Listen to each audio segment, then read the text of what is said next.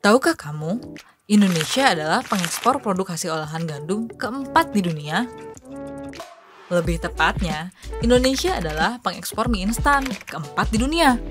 Padahal, Indonesia bukan produsen gandum. Jadi, kenapa Indonesia bisa ekspor produk gandum seperti mie ya? Yuk, unboxing faktanya sekarang!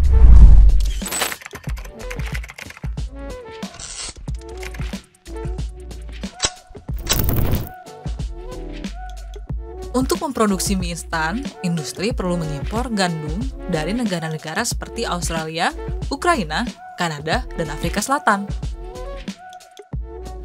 Kemudian, gandum tersebut diproses menjadi terigu, dan dari terigu diolah menjadi mie instan seleraku.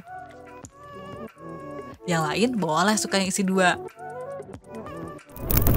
Proses produksi dari materi mentah hingga produk jadi ini bisa menyerap banyak tenaga kerja, mulai dari pekerja pabrik, manajerial, hingga logistik agar mie instan bisa sampai ke toko terdekat dari rumahmu.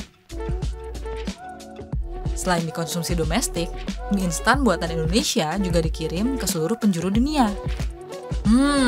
Udah tercium belum wanginya mie goreng bawang? Nah, kalau kamu perhatikan proses pembuatannya, mie instan adalah bukti kegiatan timba balik impor dan ekspor. Begini penjelasan Pak Yose, Direktur Eksekutif Center for Strategic and International Studies atau CSIS, tentang apa itu ekspor-impor. Saya akan mengajak Anda untuk memahami definisi dari ekspor dan impor terlebih dahulu. Ekspor adalah kegiatan perdagangan barang dan jasa yang diproduksi di dalam negeri dan dijual ke luar negeri. Sedangkan impor berarti kegiatan perdagangan barang dan jasa yang diproduksi di luar negeri dan dijual ke dalam negeri. Pasti kamu bertanya-tanya, Indonesia kan tanahnya luas, kenapa Indonesia nggak produksi gandum sendiri? Nyatanya, gandum sulit tumbuh di Indonesia, sehingga petani kita belum bisa memproduksi gandum dalam skala industri.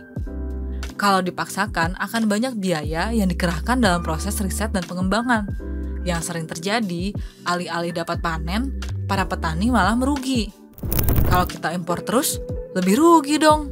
Yang bener aja, rugi dong. Tenang, gak juga kok. Coba kita kembali ke cerita tentang mie instan tadi.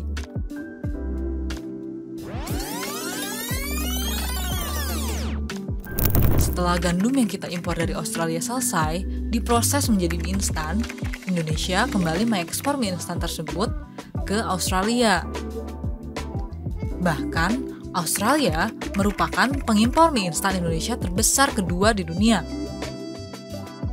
Coba tebak, negara apa yang paling banyak mengimpor mie instan Indonesia? Yap, Malaysia. Jadi, apa manfaat ekspor-impor? Proses ekspor-impor bisa menguntungkan negara dalam mengisi komoditas yang langka, menyerap banyak tenaga kerja, dan menambah pajak penghasilan negara. Sementara, negara juga bisa mengekspor produk yang unggul di dalam negeri, memperluas daya jual produk, dan membuat usaha domestik terus berinovasi.